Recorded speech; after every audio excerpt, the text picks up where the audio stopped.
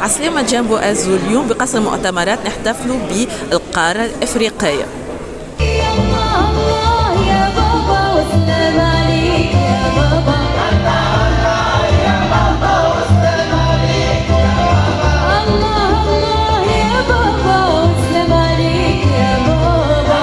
الله يا بابا والسلام عليك يا بابا. سيدي مبسوط فينا ما عندي فينا أنا وقلبي حوسنا عليك ما لقينا يا زينة ما عندي فينا أنا وقلبي حوسنا عليك ما لقينا.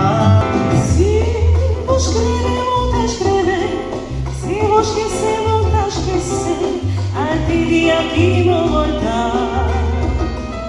Se vou escrever, vou escrever.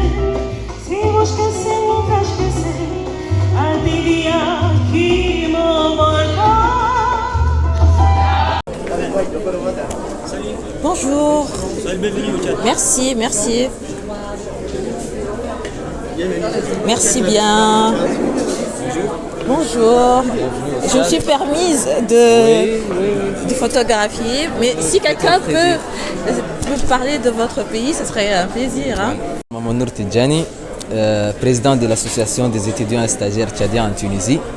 Je vous dis bienvenue au Tchad. Ici, nous sommes au Tchad, au cœur de l'Afrique. Merci bien. Le Tchad est un pays situé au cœur de l'Afrique. Pas mal ne le connaissent pas, mais je vous dis que le Tchad c'est un grand pays avec 1 284 000 km² de superficie, entouré de 6 pays limitrophes, à savoir le Soudan, la Centrafrique, le Niger, le Nigeria, le Cameroun et la Libye. Vous êtes bien habillé, c'est très épuré, en blanc, avec les turbans en haut. Je ne sais pas si on les appelle les turbans. En tout cas, c'est une très belle tenue. Exactement. Ici, la particularité de nos vêtements du Tchad, ce sont les boubous blancs et le turban. Vous portez une chachia. Voilà, la chachia, donc on l'a utilisée, on l'utilise aussi, il y a notre chachia à nous. Et la chachia qui se sont fabriquées ici en Tunisie, on l'utilise aussi pour un peu donner un peu d'arrogance aux hommes. Voilà, donc la particularité, c'est le turban. Comme vous le savez, le Tchad est à moitié désertique. Donc le turban est utilisé pour se protéger contre la poussière du désert. Et donc au fur et à mesure, c'est devenu une tradition pour nous. Donc souvent, tu trouves un homme, quand on dit que tu es un homme, il faut porter le turban. Si vous avez une phrase, qu'est-ce que vous nous dites pour venir visiter le Tchad? Voilà. Donnez-nous une phrase pour venir visiter le Tchad. Voilà. Le Tchad est un pays très vaste, qui a une diversité culturelle, plus de 300 ethnies et de communautés différentes. Donc, si vous voyez, nous sommes ici, donc nous ne sommes pas d'une même seule tribu, donc nous verrons de différentes tribus. Nous avons une langue commune qui est le dialecte tchadien, formulé à partir de l'arabe et des langues traditionnelles. Donc, le Tchad renferme des sites touristiques vraiment immenses dans le désert. Nous avons des massifs montagneux, nous avons des parcs des animaux, à savoir le parc des Akoma. C'est un parc qui est très vaste, de 23 km². Nous avons le lac Tchad, le bassin du lac Tchad, qui nourrit plus de 4 pays, à savoir le Niger, le Nigeria, le Tchad et le Cameroun. Donc un vaste lac Tchad à visiter. Et aussi, j'invite tout le monde surtout à visiter le désert tchadien. C'est un vaste désert qui renferme beaucoup de richesses. Voilà. Merci beaucoup. Avec un grand plaisir. Bien. Mesdames, ça sent très bon sur votre stand. Ah, bien normal. Nous sommes où là? À Djibouti. Djibouti, carrément. Et cette tenue, elle est d'où? C'est la tenue traditionnelle arabe. Cette tenue représente la tenue traditionnelle arabe. Regardez. Vous êtes magnifiques, mesdames. Et ça, c'est la tenue traditionnelle somalienne aussi. Et si vous parlez un peu de votre pays? Déjà, mon pays, c'est un pays qui se situe à l'Afrique de l'Est. C'est un pays qui se situe à l'Afrique de l'Est. Comme vous voyez, mon drapeau, il a presque 4 couleurs. Mon drapeau. C'est un petit pays de l'Afrique de l'Est, au corne de l'Afrique, qui a à peu près 1,13 million habitants. Oui, et dans ce pays vivent 3 cultures. Arabe, comme vous avez vu ma tenue, somalienne et un phare. La langue la plus parlée, c'est le français. Après, c'est l'arabe. Après, c'est l'anglais. D'accord. Exactement. Une personne qui ne connaît pas votre pays, qu'est-ce Oui. que vous lui dites pour qu'elle visite? Chaleurosité. On a toujours le smile, comme vous voyez. On a toujours le bon vivant. On a la gentillesse aussi. J'en doute pas. Ouais, clairement. On a comment dire, on a aussi, on met à l'aise les gens. Par exemple, quand la personne vient, on le met à l'aise. Chez nous, en fait, c'est, comment dire, la joie de vivre. C'est beau, en fait, c'est beau, il y a la joie de vivre, il y a tout. Ouais, exactement. En plus, tu vois, il y a le bon hôtel. Ah oui, ça soit très bon. Hein. Juste pour ça, il faut visiter. Mais clairement, en plus, on a des îles extra. On a des mers. On a la mer Rouge, donc. Mer Rouge. Mer Rouge. Ouais, la mer Rouge, exactement. Donc, c'est trop beau. On a les îles. On a beaucoup d'îles, la Mascali, l'île Moucha. C'est trop beau. Pour les vacances, je vous le conseillerais. Merci. Je t'en prie, merci. C'est gentil. Bonjour. Bonjour, bienvenue sur le stand de Madagascar. Merci. Madagascar, c'est une île de l'océan Indien, la 4e plus grande île du monde. Et ça, c'est le drapeau de Madagascar, le blanc, rouge, vert. Le blanc pour la pureté, le rouge comme l'amour et le vert comme la forêt et l'environnement. Ça m'intrigue parce que d'habitude sur les drapeaux, le rouge ça signifie quelque chose de douloureux, le sang qui a été versé pour et pour vous, c'est l'amour. Oui. Mais ça peut exprimer aussi cet côté douloureux du pays, la guerre pour l'indépendance et les martyrs et tout ça. On a beaucoup des rizières.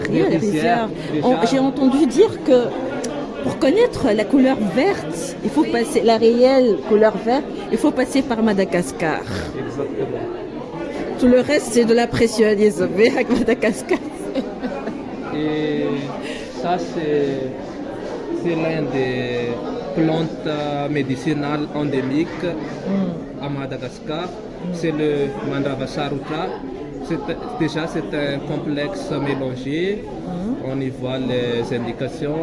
Il est très utile pour le tour, contre les fièvres, le maux de gorge, pour renforcer l'immunité. C'est une île paradisiaque avec beaucoup de faune et de flore typiquement endémiques, des paysages que vous ne pouvez pas voir ailleurs. C'est des plages très très spéciales et je vous invite à visiter Madagascar. Vive l'Afrique et vive Madagascar. Merci. Dans quel pays? Là, nous sommes sur le stand du Bénin.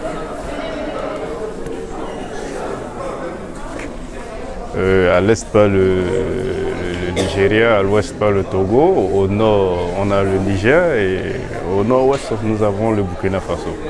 Et c'est un pays composé de 12 départements, dont 77 communes, qui a environ 54 ou 56 dialectes référencés et une variété culturelle.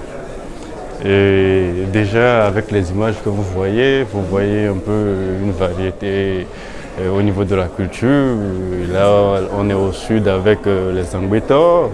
Et quand on remonte vers le nord, nous avons les cavaliers du nord Bénin. Nous avons l'architecture, le château 100% béninois. Et voilà, avec le plan, la structure. C'est le palais de Dahomey? Non, ce n'est pas le palais de Dahomey, mais là, c'est un château, c'est un fort 100% béninois, une architecture béninoise qui se trouve dans le département de l'Atakora. Oui, c'est propre à la culture Somba. Donc c'est un fort qui est composé de plusieurs niveaux. Et comme vous le voyez là, c'est le bas niveau où on met tout ce qui est élevage. Donc les animaux, au niveau du premier étage, vous verrez les habitations. Et en haut se trouvent les greniers. Voilà, là ce sont les greniers. Et le château, le fort contient une seule entrée. Donc ce qui permet de lutter contre les envahisseurs. Donc grâce à cette seule entrée, il n'y a qu'un seul moyen de pénétrer. Donc le fort est impénétrable, une fois la seule entrée fermée. Donc c'est l'une des... Voilà, c'est une ingéniosité. Ah oui, d'antan. Et qui perdure jusqu'aujourd'hui. Même si aujourd'hui il y a de la modernisation dans l'architecture et il y a des plans, il y a aujourd'hui des gens qui font des forts comme ça, bon, avec des matériaux modernes, mais toujours avec la même architecture. Même esprit. Le même esprit. Au nord, il y a des parcs. Il y a aussi Tanzanie et Kenya. Il y a le Bénin pour faire des safaris. Donc j'ai découvert là. Effectivement, nous avons deux grands parcs. Nous avons le parc Pandjari et nous avons aussi le parc Douvé. Le parc Douvé, pourquoi le parc Douvé? Parce que c'est un parc qui relie trois pays, dont le Niger, le Burkina et le Bénin. Donc ces animaux font la transition, une transition saisonnière entre les trois pays. C'est de là, voilà. Donc c'est pour cela qu'ils ne connaissent pas les... Ils connaissent pas les frontières, les animaux ne connaissent pas les frontières. Donc c'est de là la nomination du parc. Mais le parc le plus célèbre, c'est le parc de la Pandjari. Oui, c'est le parc de la Pandjari. Bon, oui, c'est à quelques kilomètres de là où il y a des chutes d'eau, parce que les chutes d'eau se trouvent à Kota, on en a à Tanougou aussi. Donc c'est à quelques kilomètres du parc. Félicitations. Merci. Les statuettes restituées. Ah oui, merci beaucoup. Et ce n'est qu'une première partie. Ce n'est qu'une première partie, il y aura encore d'autres vagues, d'autres statuettes, d'autres œuvres d'art qui seront encore restituées. Et actuellement, il y a la rénovation du palais de Ouida qui accueillera ces œuvres qu'on a fait revenir. Et bon, de là, sur ce côté, nous avons la statue de l'Amazone à Gautier, dont un film est spécialement dédié, le Woman King, voilà, qui fait la promotion de la femme béninoise, de la femme guerrière, de la femme vaillante, de la femme battante. Et c'est une fierté pour nous. Bon, c'est l'une des plus grandes statues d'Afrique de l'Ouest, parce qu'elle est elle a une taille de plus de 30 mètres. Je pense que c'est émouvant si on se rapproche d'elle. Moi j'ai hâte bientôt de se sentir tout petit, qui a tout fait pour son pays. C'est émouvant. Ça fait plaisir. Moi je pense que ça bouge dans votre pays. Petit à petit on avance. Il y a quelque chose de culturel qui bouge. Il y a une appropriation de sa propre histoire. Et on en a besoin pour être vraiment fiers. Effectivement, effectivement. Avec son africanité. Bien sûr. Et comme je le dis toujours avec fierté, c'est le Bénin est le seul pays en Afrique qui a gardé sa culture, qui a conservé sa tradition. Parce que lorsqu'on fait le tour du continent, il n'y a aucun pays, à part le Bénin, qui a vraiment conservé sa tradition jusqu'à là où nous sommes. Et nous avons, par exemple, la fête du 10 janvier, où c'est la fête du vaudou, qui met en valeur la culture béninoise, qui met en valeur le vaudou, qui permet aux gens de découvrir ce que c'est que le vaudou. Parce que lorsqu'on parle du vaudou en généralité, bon, les gens voient toujours le côté de la magie noire, le côté de la sorcellerie. Or, ce n'est pas cela. Parce que le vaudou, c'est quelque chose de rationnel. C'est en quelque sorte une science. C'est des connaissances auxquelles tout le monde peut avoir accès, que tout le monde peut apprendre. Donc, ce côté sombre qu'on lui attribue n'est pas vraiment... Voilà, c'est pas ignorance. Je dirais plutôt à tous ceux qui pourront voir cette vidéo que le Bénin, c'est un petit pays chaleureux, pacifique, l'un des pays les plus stables politiquement, économiquement et socialement. Et il y a beaucoup à voir. Il y a beaucoup à voir au Bénin. Donc, tous ceux qui souhaiteraient venir au Bénin sont les bienvenus. Merci. Merci. Je vous en prie.